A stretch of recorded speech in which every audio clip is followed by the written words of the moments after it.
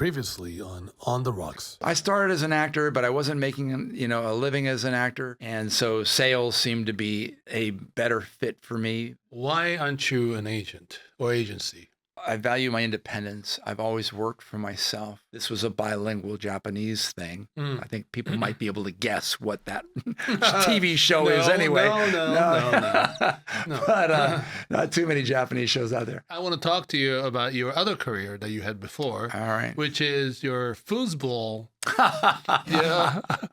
champion. He was I don't think we want to talk about that. Foosball champion. Not many people care about foosball. And rightfully so. And now, here's part 2. On the Rocks. 1, 2, 3, 4. Dear mama, something's wrong. It's cold for a summer night. America used to feed millions of starving children around the world.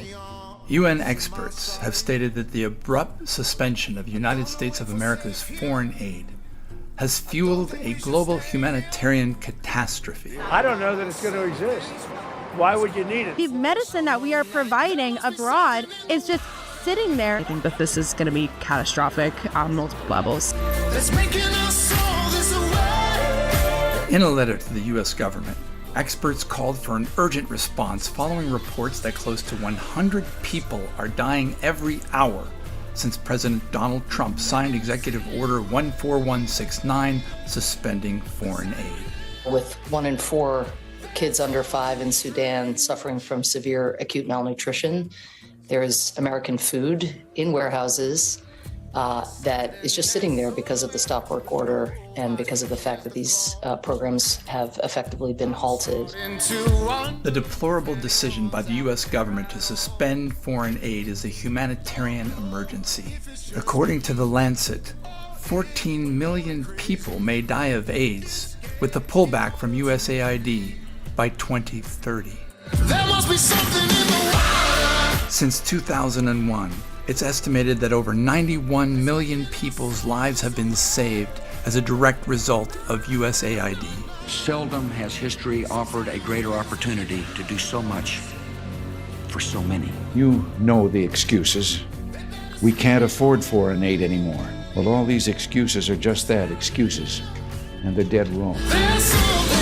This film is about facts, true stories from the poorest and hardest hit countries affected by our withdrawal. Real people, predominantly women and kids who are starving to death or dying from preventable diseases because of a political decision made by this administration. We should be ashamed. We need to make it right.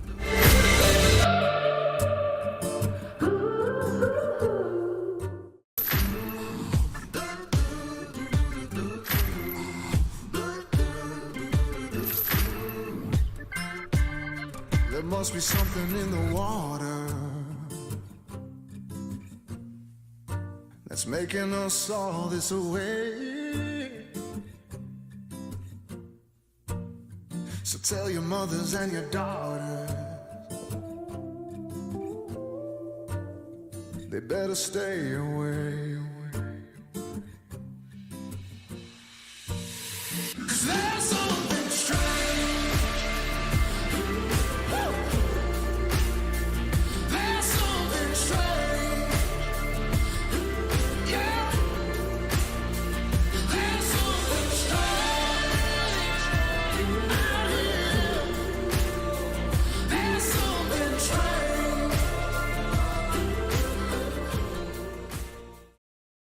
So I am producing and directing a documentary on the withdrawal of USAID. John F. Kennedy, back in 1962, started it. And it was a way... USAID. He started USAID, which stands for United States Agency for International Development, which encompasses feeding poor people, giving medicine to kids that may have AIDS because they got it from their parents, helping to eradicate malaria from the world. Since 2000, since the year 2000, it's been estimated that USAID has saved somewhere in the neighborhood of 91 million lives.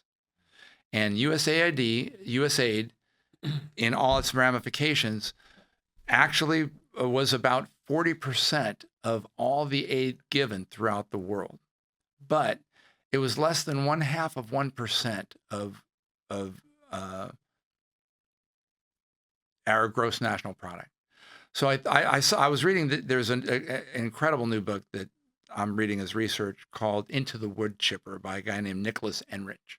And he was one of the top guys at the end who was there when Donald Trump, in his infinite wisdom, and Elon Musk, it was really Elon Musk that started it and dismantled USAID with Donald Trump going along with it. And unfortunately, what that did was, since we had been doing it since 1960 and we had provided the infrastructure for the entire world of aid, we had warehouses, we had trucking, we had thousands of clinics. We had somewhere between 10 and 11 to 12,000 employees around the world that were part of USAID, in terms of, the clinics, the thousands of clinics. That includes the NGOs? Or? That includes actual people that were getting paid. So some of them were NGOs, some of them were, we would give money to the World Health Organization, for example, for specific things. And was there some, corruption? I think in any organization that is spreading out $40 billion a year to 150 countries, obviously some palms must be greased in order to get food. When you're in the South Sudan and you're and there's a civil war going on and you want to get food to starving people and you have to, give some of that food or a portion of that food to the rebels that control that area where that food is not going to get in and those kids are going to starve, well, then you do that.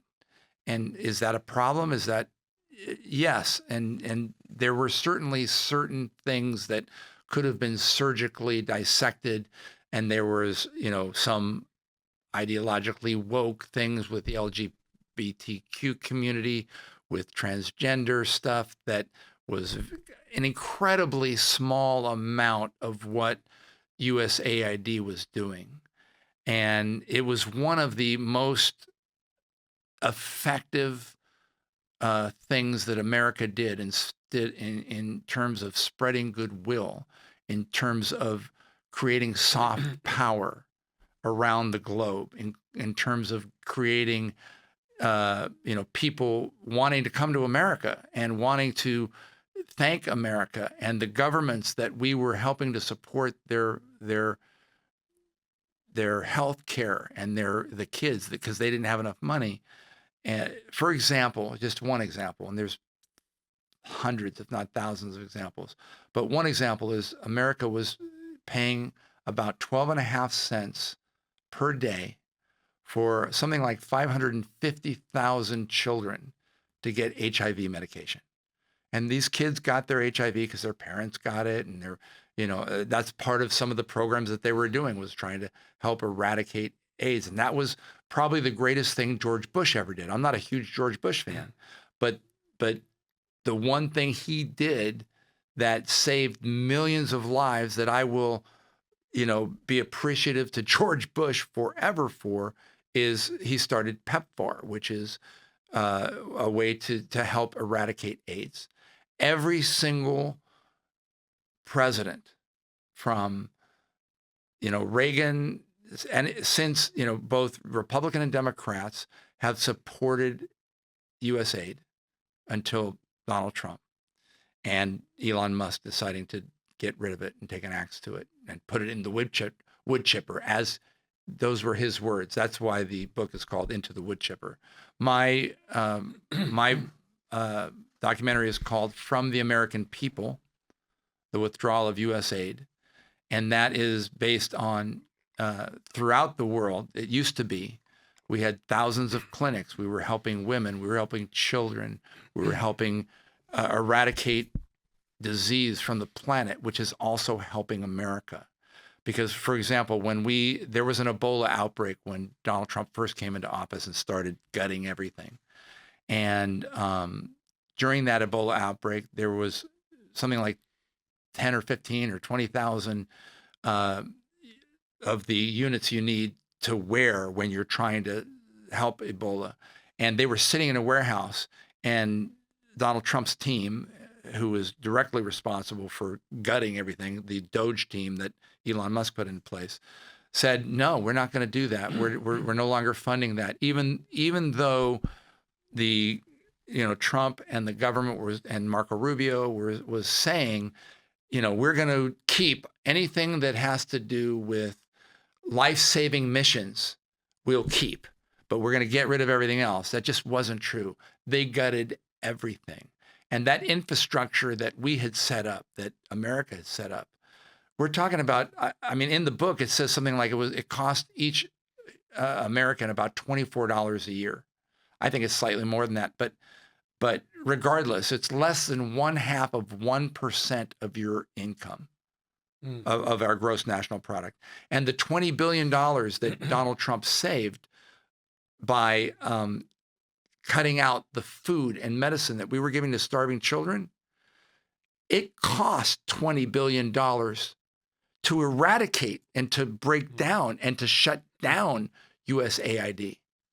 Not to mention he gave $40 billion to Argentina to help bail out their banking system.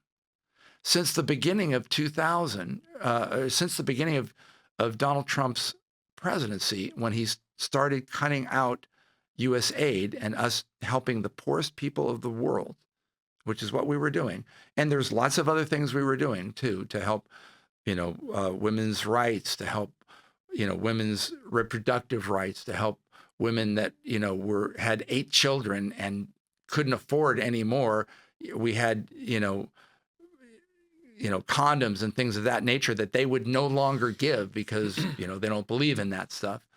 And people died as a result. And since the beginning of his presidency, somewhere in the neighborhood of 1 million people have died, factually. Probably somewhere in the neighborhood of 600 to 750,000 children have died as a direct result of us pulling out of this.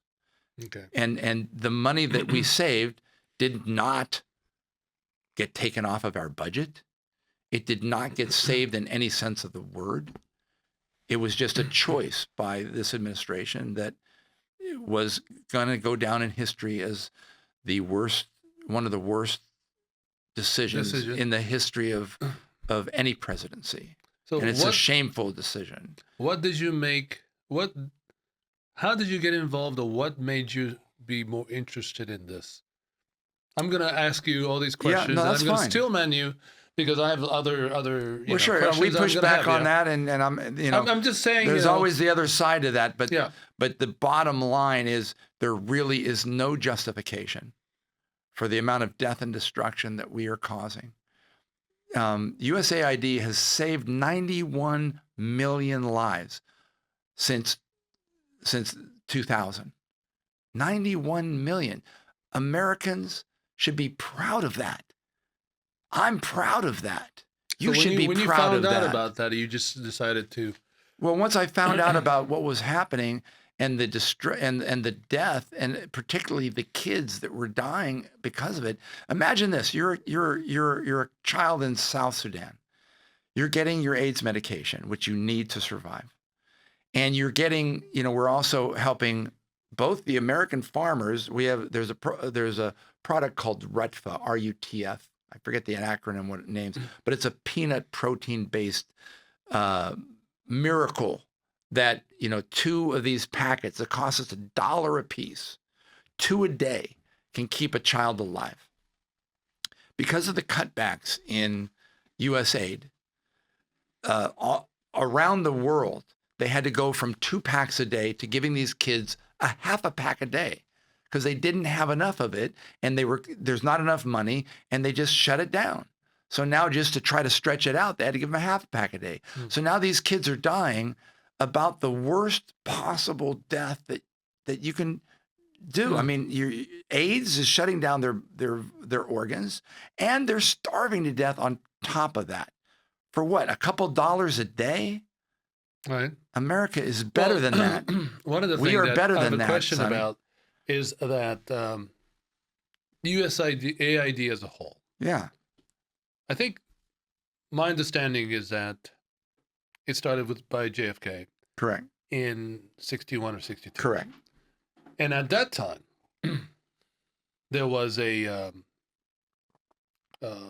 Cold War between Russia and U.S. Correct, and that was one of the ways to promote the U.S. idea to promote the and U.S. goodwill and what have right, you, because right? Russia was giving money, China, right, exactly. Which is now what's happening is Russia and China are taking over and moving into all the spaces that USAID has given up, and their power is now getting more, and we're getting less. Before the U.S., the Russia and China was really involved in that. Sure. So and then also Reagan came and expanded it, and also Bush became every president until now. Right. So let me ask you this. So my understanding is that in 61, 62, JFK when he was doing this, there was like he started it. He opened it, yeah. And there was three things that was happening.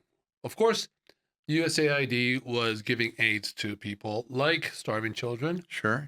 And the second thing was basically giving the goodwill of all the capitalists. From the American people. Wherever you went to get food, it said from the American people. So everybody that came to get food or medicine, they knew it was America that did economic colonization of it, modern neo-colonization of U.S. ideology. What better way? What better way to promote democracy than to help? Right. And third thing was the bureaucrats, what would they call it? And this is where the Trump is basically arguing about, is that, there is the deep state, people. What does that mean, the deep state people? What do you mean by basically, that? Basically, people who works in the government, who are not elected, who actually has different agenda to, whether it's the left-wing or right-wing, ideology. Okay. They will go through this USAID to promote. For example, they were promoting in Ukraine, radio station, they're funding it. And through their funding, they will promote different ideas. Or like, for example, this congressman or this reporter or what have you in U.S. is saying this ideology, which is not a right thing for people in Ukraine. And that will get back to the U.S., and U.S. will actually not promote that congressman or this ideology or this right-wing or left-wing idea. By doing that, the bureaucrats in the government agency who's not elected can sway the people's election in the U.S. So in the U.S.? In the U.S., by basically promoting that idea over there, people hear that, people will understand it, and people will bring that idea back to the U.S. and say, hell, for example. I'm not sure I'm following you because I don't see where. For example, there was an idea of Ukraine. Are you thinking Ukraine or Cuba? Ukraine, for example. Okay. Because Cuba had a whole thing with recently, like as Tucker Carlson going into interview Putin. Right. Okay.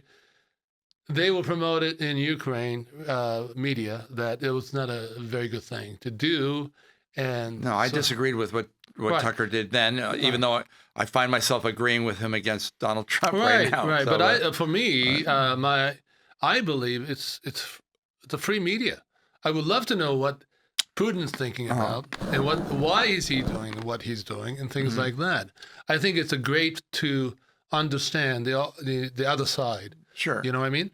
But just understanding his motivation doesn't make it right what he did. Exactly. Okay. But at least you have some kind of idea so that you can actually go against it or basically fight against it or whatever. Yeah. Without not understanding where he's coming from. Yeah. You have no fucking idea, right? And I think it's good to know what your opponent or your you're fighting against, right? Sure, no, absolutely. But that's why we're having this conversation. Right.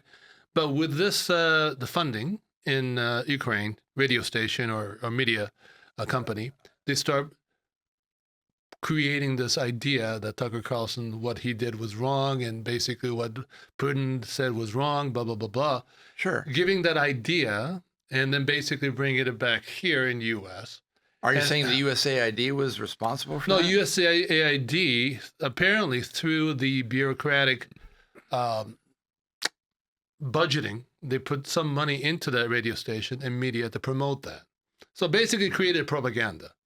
You know? Well, that certainly USAID did some of that, and they did it like I was saying in Cuba. They started a whole like a Twitter type of feed, right? Of course, that was, and this is one of the things that the right wing brings up as this wasteful money that USAID did, which was a very tiny percentage of what USAID did. But the left wing was also saying that that type of propaganda should not be there. So right has a complaint, left has a complaint about the USAID. And I'm not saying that every dollar that was spent on USAID was good, but the vast majority of it was. And it was one of the most it had the most oversight of almost any agency out there. Well, the thing is, the vast majority of the funds went to go to projects that helped people.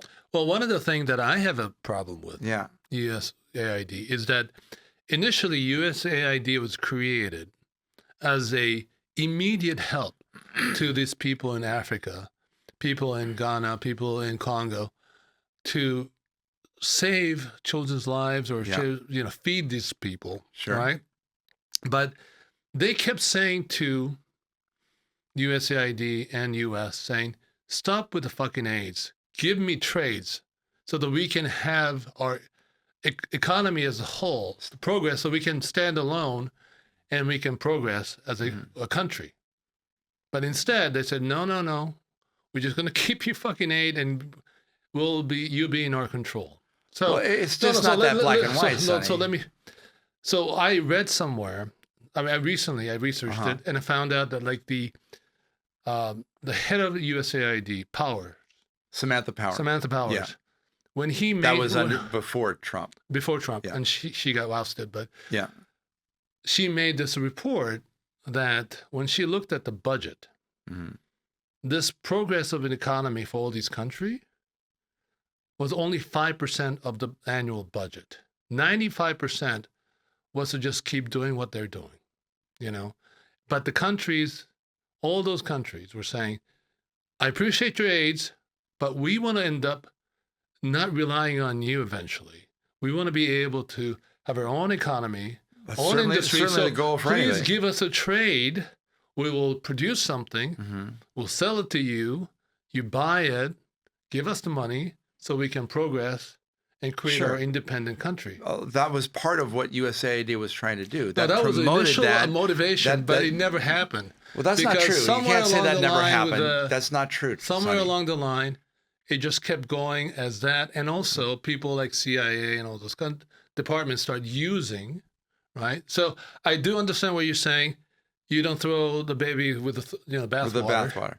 And certainly I understand what you're saying, that the CIA and the agendas of the political side of why we even started USAID was to create soft power, was to create a way to help get those countries to be on our side. Absolutely. And that was working. Right. Was it flawless? Of course not. Was there room for improvement? Of course there was. But going in and chopping it out and putting it into a wood chipper, as Elon Musk said and did, ended up costing millions of lives. And millions of kids have died or are going to die as a direct result of it. And 700,000 of them have already died horrible deaths because of it. What should we do now? What can we do now? Okay, well, that's a good question. Because USAID is gone. Absolutely. Okay, $41 billion budget is gone of that 20-something billion. You're absolutely right. What can we do? That's part of what the documentary will address. Okay. And there are no easy answers. I honestly don't think anything is going to happen until we have a new administration, hopefully a Democratic administration. And if the Democrats gain control of the Senate and the House, then maybe some things could happen in terms of us helping, what Trump has started to do on a very limited basis in terms of, he tried to fold USAID into the State Department. Didn't work. And the vast majorities of the life-saving programs just got cut out.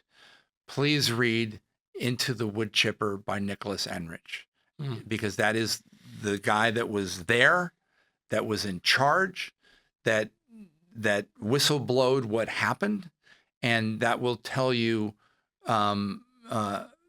a lot of of what's going on and what the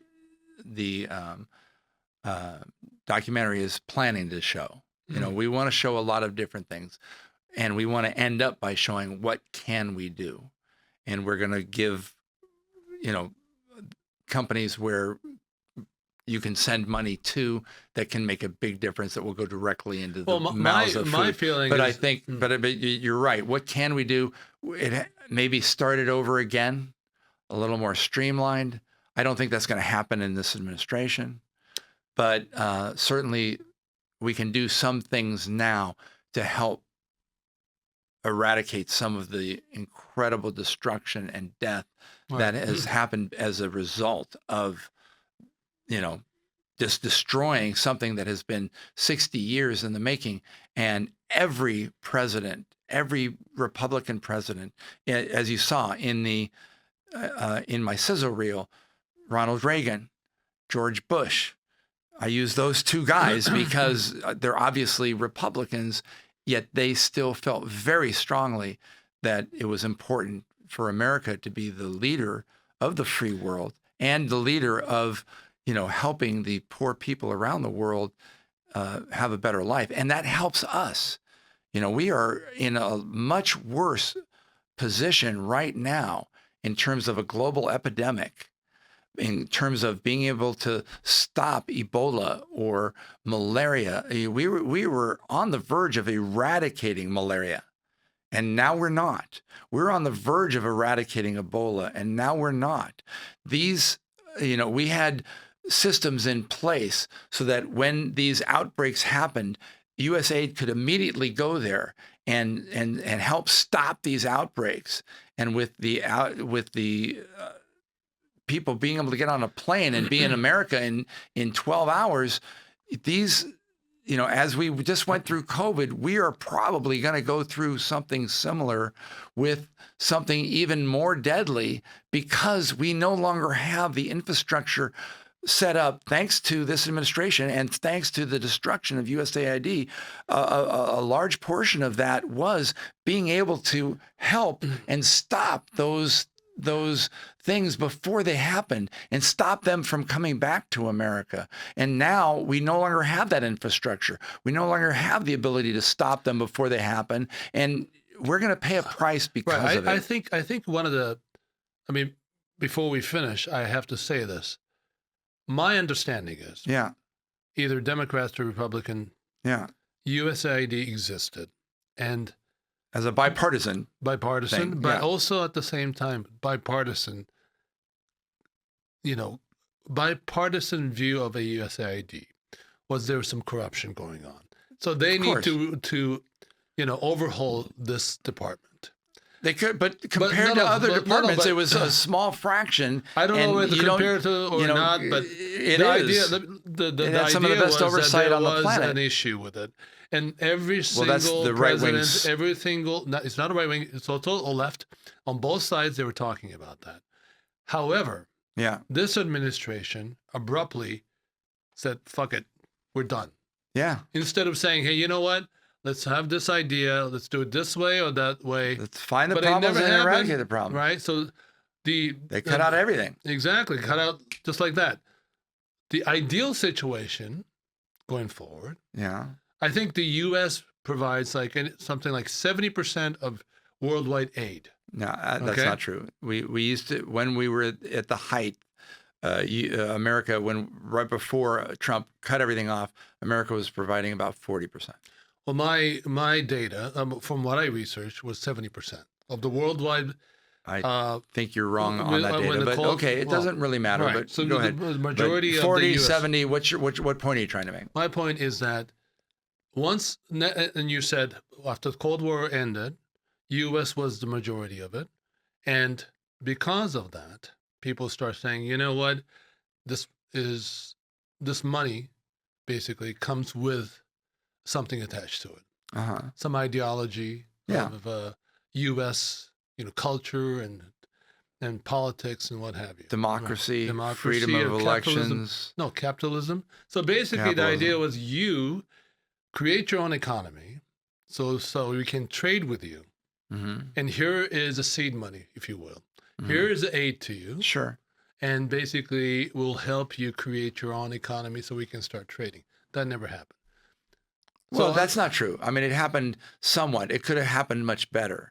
But that did happen throughout USAID. Over the last 60 years, many trade deals were made with many countries that we were involved with, helping them with USAID. That's just not true. My understanding from what I heard is that nothing happened. I don't know where you heard that, because that's absolutely not true. The blow up of the USAID, right? Before, like, you said Cuba, they were helping out, with the... Well, Cuba was one instance of the woke, maybe LGBTQ... Actually, the USAID's major success story is Taiwan. Did you know that? Well, it's not just Taiwan. Where but else? We were in 150 countries. No, Sonny. so where we saved 91 million lives. I'm not that talking would have about been lives. lost. That's a great thing. I'm not saying that. I'm talking about the economy, the idea, because initially the USAID was created to help those, unfortunate, starving children and people. But also an agency for international development, to develop countries in the ways that we saw, in democracy, into trying to, be sharing the American values of why we're the greatest country in the world, is because we're a democracy, because we have freedom. So those are what things I'm asking you is this: which country are you talking about besides Taiwan? Because there's 150 countries. We help. Which independent country? Because all these African countries are saying no. You gave me aid, but we wanted to have a trade. We wanted to have industry. We want to have infrastructure. We want to have, the airports and freeways and all this industry to be developed. But we did a lot of that. You only provided aids to the starving children. That's just not true. And that's what the big complaint was. I'd have to go back and look at it, but what you're saying is not true. We did a lot of infrastructure. We did a lot of helping them with their healthcare systems, with being able to give it, My understanding is that Taiwan is a big success story. Well, Taiwan's one of them. The thing that really blew up in your face was Vietnam. The USAID supported Vietnam, and then war broke out, and we were basically sending people and sending bombs to destroy the infrastructure that we actually created through USAID. So that was a big issue with the left wing saying, we created this thing you call USAID, we support it, and then we had to bomb it and destroy it at the end of the day. No, so that was I'm going to have to push back on that, Sonny. I disagree with you.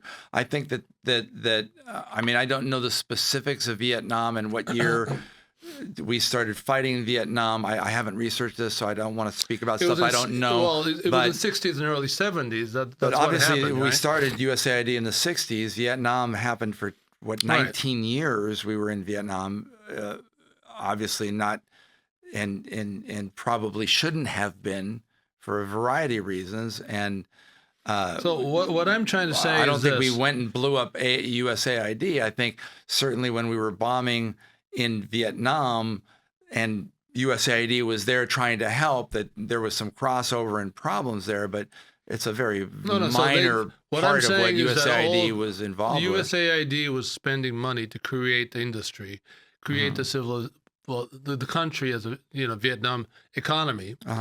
And then, many economies, not just Vietnam. And then those economies basically, North Vietnam basically came down and said, hey, you know what?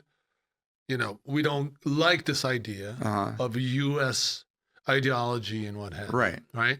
Yeah. So this whole thing, and then basically we had to send in troops to basically destroy what we actually created. And should have, or a couple of, that's another discussion. So what I'm trying to get to is that in the future, what we're going to do is the ideal situation is instead of having this ideology attached to the money, the aid, right?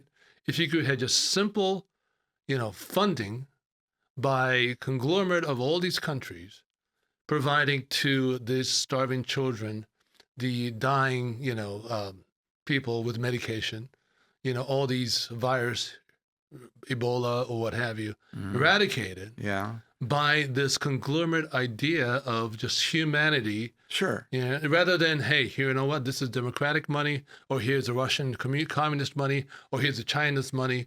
Instead of doing that way, if we could do that, that would be the ideal situation. And, sure. I mean, if we could get Russia and China to all be involved, and obviously there's enough money on the planet that no kid should starve to death. Of course. That no kid should die from AIDS. That there shouldn't be these mass hundreds of millions of people living in poverty. If and maybe AI is one of the things that will bring us to that. I don't know. I'm hopeful. There's also some scary things there. Obviously, another discussion, but certainly there's enough money on the planet so that we could eradicate hunger from the planet. We could feed every single child, person on the planet.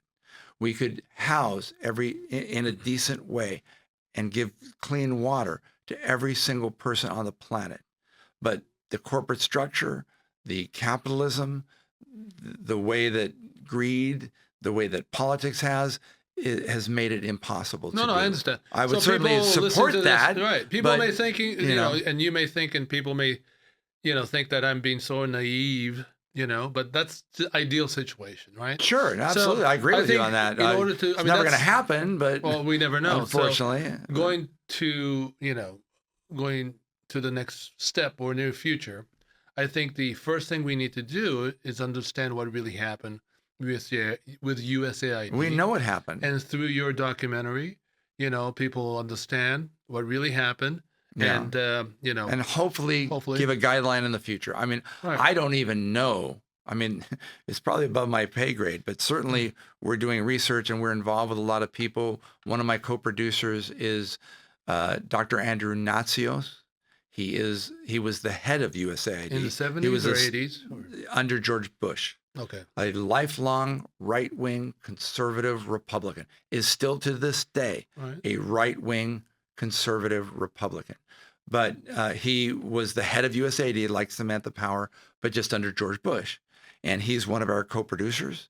He's one of our contributing members. And he also believes the same thing, that this was an atrocity, that this should never have happened, that it's going to end up costing millions and millions of lives, and has already cost, probably 1 million lives since it happened. Needless deaths. That's the point here. Right. These are needless deaths. Nothing was saved. No tax money was helped. America is worse off on every metric because of this decision. We're worse off in terms of our soft power throughout the world. We're worse off in terms of there's much greater chance that a major disease is going to come to America because we no longer have the infrastructure to stop it before it happens. We no longer have the infrastructure and the scientific places to be able to see when it's happening and to be able to isolate it and to be able to make sure it doesn't come to America. We are fucked because of this decision. Right. On every metric you can think of. There's not one metric that is better because of this decision. Not one. Can we maybe in the future help get it better? We hope so. I mean, that's the goal. I'm hoping Donald Trump will all of a sudden decide to spend a lot of money on poor people and this structure that will help, everything that we're talked about be better. I'm hopeful, and I wish for that to be true. Do I think that's going to happen? No. I don't think so. So first thing you need to do is, if you want to know about this more, maybe support his documentary and find out the detail of it. And hopefully we'll be out in about 7-8 months. We're working with, we just got a fantastic, Nicholas Kristof is a Pulitzer Prize winning writer from the New York Times who's also working with us. And he just sent us, I think about 70 or 80 videos of his work on the ground in the, New York Times obviously has a lot more money than I do, and can send him and an entire team to various countries. It's the Sudan, the Sierra Leone, Uganda, and he sent me videos of his work on the ground there. We're going to incorporate into the documentary. So that's just been an incredible boon, and will make us be able to come out with the documentary that much faster. All right, man. Thank you, Nick. Well, keep up your good work, man. Well, thank you so much. All right. Appreciate it.